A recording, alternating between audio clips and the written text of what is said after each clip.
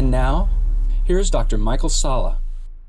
On September 24, I received a new update about recent developments in Antarctica concerning former Dark Fleet bases taken over by China and how these were being turned over to the Earth Alliance as a result of the Jupiter agreements.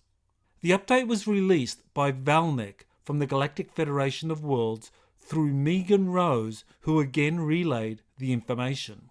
After receiving the report, I asked a series of questions which were relayed back to Val Nek.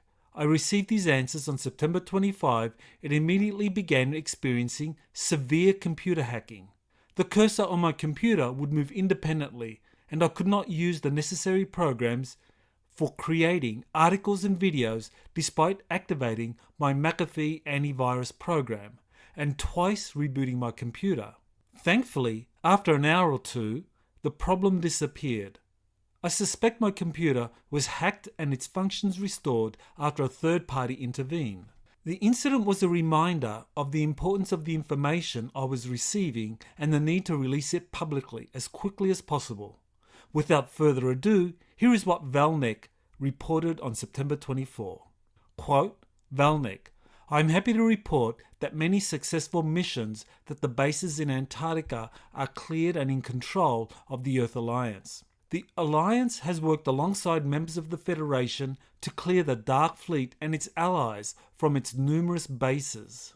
This is not new information, but rather relevant to agreements made with China, what you have called the Artemis Accords. End quote. While China is not currently a party to the Artemis Accords, these are the foundation of the multinational alliance that has been created around the US as the hub. Both China and Russia at first opposed the Accords, but after their popularity led to the Galactic Federation choosing the US as the leader of the 14 spacefaring nations and aerospace corporations present at the July Jupiter meetings, China had to consequently shift its position.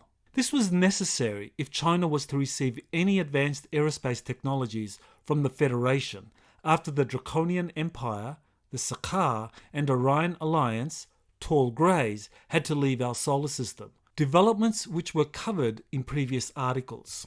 China's compliance with the Jupiter agreements as a condition for receiving new aerospace defense technologies is directly addressed by Val Nek. Quote, as I have previously mentioned, China had limited access to the new space station and other zones as outlined in the Jupiter agreements. Part of the reason for limited access was also their interest in taking control of the Dark Fleet bases and expanding their space program in this area. As many know, this area has been used by the Dark Fleet and the Salla Empire for human experimentation, technological manufacturing, and also human trafficking. End quote. Val Nek described in an earlier update publicly released on September 8 that a number of planetary defense outposts were being built for global security and surveillance purposes. These defense outposts, large space stations, would use advanced cloaking technologies and control an impenetrable shield preventing the Draconians and Orions from future infiltration using interdimensional portal technologies. The Federation was helping the Earth Alliance build the necessary defense technologies in Earth orbit and on the Moon to deal with a potential return of our former planetary overlords. If China was to benefit from the defense technologies being shared by the Federation, it was obliged to cooperate, especially when it came to the former Dark Fleet bases in Antarctica that had been used for nefarious purposes. Val Nek continued, quote, our agreements with them, China, were very strict. They must agree to relinquish control of certain areas of these bases, and they will have access to the stations built by the Alliance and the corporations. This is important as the Federation's goal is to unify the space programs and countries so that they work together for the good of humanity and one day join membership in the Federation. It is important to note that once a planet or species joins the Federation, they are obligated to work for peace and balance in the universe and are no longer a threat to the rest of the galaxy. China agreed to these terms and is now working alongside the Alliance. End quote.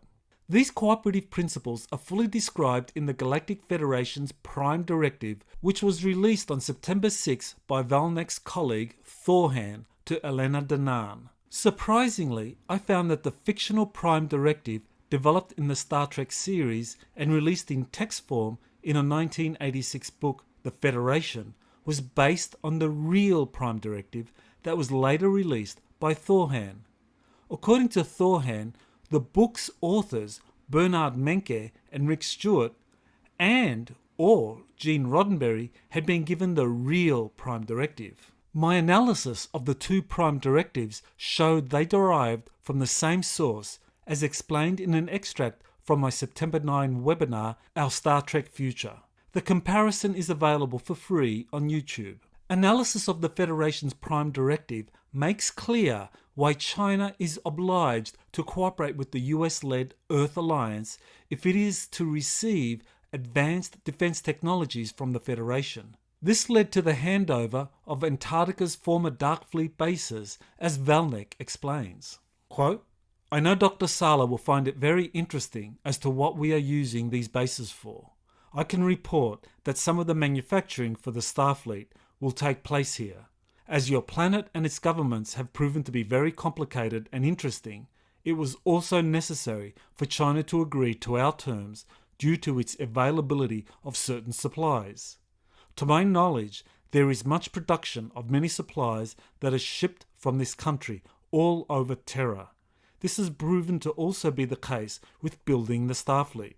China is working with the Alliance to manufacture these materials and supplies. Much of the human workforce from the Dark Fleet have also been co-opted to be employed by these programs in the interest of keeping their jobs. Our ships, the technology to build these ships, is also readily available in Antarctica, which makes it a feasible place to start production of these materials. This is good news and we continue to move forward. End quote. It is now clear that one of the inducements that led to China agreeing to join the US-led Earth Alliance was that it would play a key role in building the future planetary defense technologies out of Antarctica bases that were previously owned by the Dark Fleet. China's recent history of becoming the world's manufacturing hub for consumer products made it a logical choice to do the same in the secretive world of advanced spacecraft construction. As I discuss in my 2020 book, Rise of the Red Dragon, Origins and Threat of China's Secret Space Program, China has been secretly building large, exotically propelled spacecraft in remote locations in order to one day challenge US space dominance. I asked Val Nek 5 questions about his update, and what follows are his responses. Question 1. Does he know what happened to the slaves, workers, etc. at the Antarctica bases once the Dark Fleet and Sakaar left? How many people were involved? Thousands? Tens of thousands? Etc. Val Nek. The exact number I cannot say. It was in the tens of thousands. This includes the slaves, but also workers as well. Most, if not all, the slaves had been experimented on. This also includes humans, but hybridized species of humans as well. Like the super soldiers from Mars, these people are being cared for by the Alliance in medical facilities. I can also say that hybrids or humans most have undergone a great deal of mind control, with implants placed in the cerebral cortex. This requires the Federation to assist the Alliance in deactivating the implant and assimilating the brain to its original function. The hybrids, of course, require the Federation to intervene since they carry genomes that are unknown to the Terran military, and therefore providing medical treatment would not be appropriate. The Alliance and the Federation have the ability to transport medical treatments to these bases to give them proper treatment. What your people call medbeds is the technology or very similar technology that is being used. The workers have been given new employment options with the Alliance in these areas. Their help is useful in explaining the facilities and how they operate in some cases. Of course, these people are employed personnel and are not elite workers who directly reported to the Dark Fleet. End quote. In an earlier article, I described some of the human rights abuses that were occurring at these Dark Fleet and corporate-run Antarctica bases. The scale of the human suffering that occurred was massive, but to date, no one has been brought to justice for these crimes. Thankfully, those victims that survived are being taken care of in Federation facilities. The Q&A continued. Question 2. Can Val Nek say how many Dark Fleet bases were taken over by the Chinese and their approximate locations? For example, Queen Maud Land, West Antarctica, etc. Val Nek. This information I'm not at liberty to disclose completely. I can say between 3 to 5 bases were handed over to the Alliance, and their respective locations I cannot say, but you are welcome to speculate. When we are able to disclose the purpose for these bases, if the time comes, it may help your inquisition." End quote. It's worth separating these 3 to 5 former Dark Fleet bases to the 6 large industrial bases used by a corporate consortium that built interstellar craft for the Dark Fleet, which Corey Goode said he witnessed back in January 2016 during a visit to Antarctica. The latter are still in the possession of the corporations, which will now play a role in building interstellar-capable spacecraft for the Earth Alliance, as a later response by Val Nek confirms. My Q&A with Val Nek continues. Question 3. Val Nek referred to certain parts of these former Dark Fleet bases, first handed off to China, have now been turned over to the Earth Alliance as required by the Jupiter agreements. Does that mean China still controls other sections of the bases where it can do what it likes under certain limitations? Quote, Val Nek. China does not have complete control over any bases at this time. The agreements are written as such. The goal of the Federation is to ensure that the countries work together and are organized in how they approach their respective space programs. China was reluctant at first to relinquish control, as I mentioned previously. They had many self-interests. While the United States was chosen to be the leader of these countries and their programs, they are exactly that, leading the space fleet with the intention of unity and peace between the countries of Terra. China originally claimed some bases in Antarctica through no legal agreements and quickly handed them over after the Jupiter agreements. Many of your countries used the military assets against each other for land and conquest. The Federation has found this way of doing things very interesting, considering the much more hostile threats to planet Terra in the galaxy.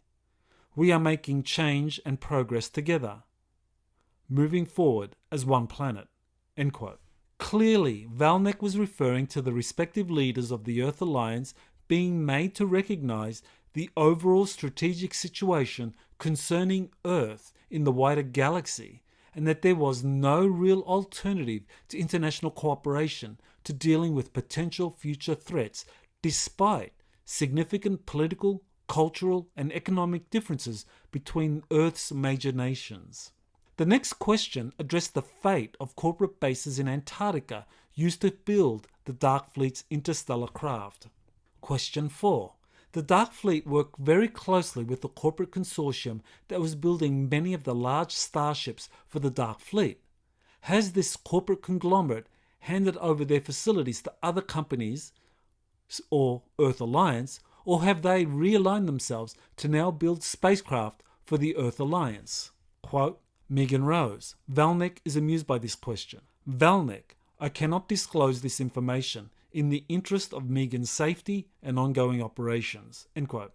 My speculation here is that the corporate consortium, also known as Interplanetary Corporate Conglomerate, that built the Dark Fleet is now using the same facilities to build interstellar craft for the Earth Alliance. After all, corporations are driven by the profit motive and can quickly adapt to the needs of new customers and new conditions. Presumably, the corporate executives implicated in the use of slave labor, genetic experiments, or other abuses that occurred when Dark Fleet vessels were being built have been retired and or brought to justice for their complicity in such crimes. This is a very sensitive issue, and it's understandable why Val Nek was hesitant to provide more details for Megan's safety. My final question and Val Nek's response follows. Question 5.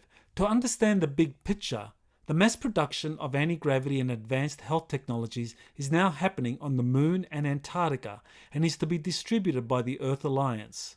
Similar facilities on Mars have been destroyed or taken over by the indigenous Martians, while similar shipbuilding facilities on Ceres have been left for its residents to use as they wish. Is there a timetable for when the advanced technologies being mass-produced on the Moon and Antarctica will be released to the rest of humanity? Quote, Val Nek, yes, indeed. The indigenous Martians are in the process of taking back control of their planet, the same as planet Terra. I cannot give an exact timetable, as it depends on the corporations and their manufacturing speed, among a few other variables. We have a goal in mind, of course. As I have mentioned previously, the corporations have chosen the infrastructure to meet our time requirements and demands. I have also stated previously that there is a time constraint and we wish to accomplish these projects relatively quickly. I can say that most with a logical perspective, considering how large this operation is, would be pleased with the time constraints and goals that we have put in place. End quote. We know from a September 7 update from Val Nek that the space fleets, Starfleet, being built on the Moon and now also in Antarctica combine both indigenous Earth and Galactic Federation defense technologies. Without knowing too much about the classified construction technologies being used on the Moon and Antarctica to build an entirely new generation of spacecraft for the Earth Alliance, we can get an idea of the timeline from estimates of how long it takes to build new generations of nuclear-powered submarines and aircraft carriers.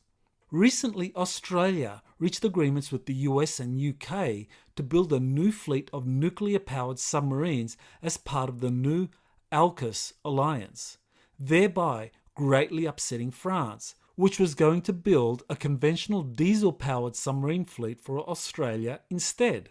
Production of the first Australian nuclear submarines is expected to take the rest of this decade to complete. I believe the nuclear submarine building project is a cover for Australia participating in the massive Starship construction process that the Earth Alliance has begun.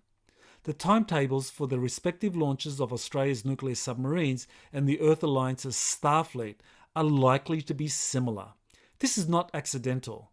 Australia is a vast continent, and it would not be surprising if remote locations were to be used to complement what was secretly being built on the Moon and under the ice shelves of Antarctica. It's also worth pointing out that Secret Space Program insider William Tompkins said that the next generation of Solar Warden space carriers would be ready for deployment in the early 2030s. All this gives us an idea for estimating how long it will take to build new fleets of spacecraft for the Earth Alliance. However, it can be expected that advanced medical technologies currently being mass-produced on the Moon, as discussed in a prior update by Val Nek, can be released much earlier than the completion of the Earth Alliance's future Starfleet. Doing so would predictably increase public support for the massive spacecraft construction secretly underway on the Moon, Antarctica, and perhaps Australia as well. Thanks to Megan Rose for once again relaying Val Nek's update and answers to my questions. Note, all updates and interviews concerning the Galactic Federation as relayed through Elena Danan and Megan Rose can be found at my exopolitics.org website. Further note, on October 9, I will hold my final webinar for 2021 on the topic of Galactic Federations, Councils and Secret Space Programs. The webinar will conclude with a special panel featuring Megan Rose, Elena Danan and myself. This has been Dr. Michael Salla with Exopolitics Today.